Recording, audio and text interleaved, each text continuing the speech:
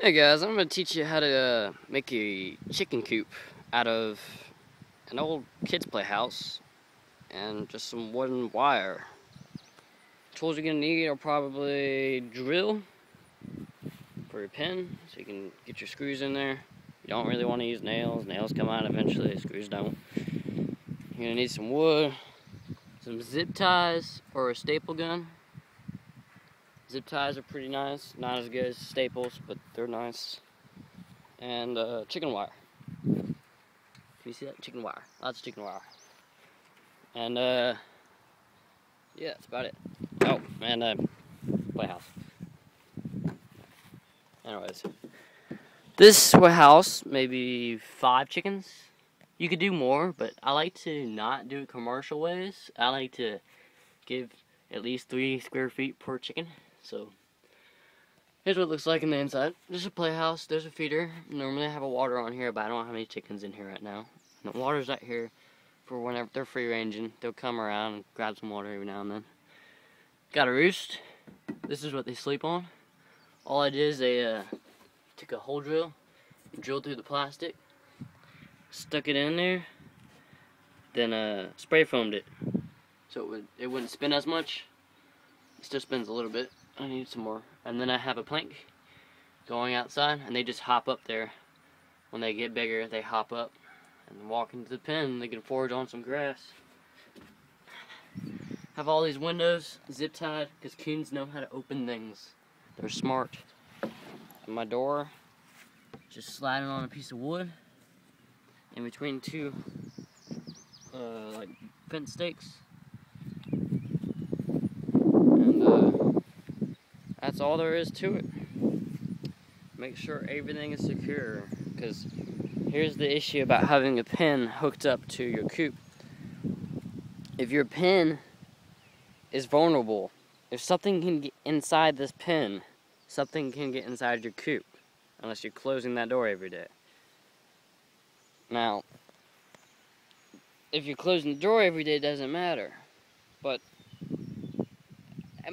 just make sure you have your pin secure, because the one day you forget to close it and all your chickens are dead in there with, like, you know, missing heads and stuff because the coon got in there, you're going to kick yourself for not just having it secure. And it's really not hard to secure it. Just make sure chicken wire goes to the ground, have some wood down there, and every day when you come out to check for your chickens, make sure you don't see any, like, scratching up around the edges, like nothing's digging. And if something is digging, put a rock there, put a piece of wood there, you know, detour them.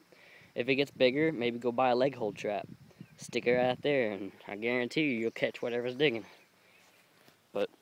And then the side doors, because, well, I had an egg box in here a long time ago. I had that table set up. Let's see if I can get it open. Nope, it's been a while. Anyways, I had an egg box right here for them to sit on. But at the moment, I'm just using this for smaller chickens before I put them out in the coop. So I had this door with a piece of plastic gardening post, some holes in them so keep it closed. See, nothing's getting in there. But I just have this for small chickens, and I've upped up to a barn stall. I'll show you that in another video. And there's an egg box there and everything, so that'll probably be a little bit more interesting, but this is all you need until they start laying eggs. And if you just have 4 or 5 hens, which, by the way, will give you about, well, depending on the breed, I like Rhode Island Reds. If you have Rhode Island Reds, you're probably going to get, well, 4 to 5 eggs a day in the summertime. So, I mean, you could just stick yourself a little shoebox in there, and they'll lay them in there, and you could just go in there and grab them. I like to free range mine, because their eggs are way more colorfuler. They're just better nutrients, so during the day I always open it up and let them run around in the grass, pick up bugs and stuff, run into the trees, into the woods, go through the horse pasture and go through their poop and stuff and pick out any larvae, keep the fly population down and all that. And then at night, they know where the home is. If they lived in here long enough, when they're babies, they see this as home. So they're gonna come back home and at night you'll see them roosting up here. But when they're really young and they don't know where's home yet, because you keep moving them around, from like, you know, a tub or a box brooder inside to a cabin, they're probably just going to be out and about, and you might have to, you know, grab them, pick them up, bring them on in here, throw them in there, make sure they're all in there. But after a few days, they learn. The only issue with, you know, moving them from a tub or a box brooder to a cabin and then to, you know, the barn is, well, now I want them down at the barn and they keep coming up here at night. So I have to just keep this closed all the time and just leave water out here just in case they get thirsty. And now they're finally learning to go down to the barn.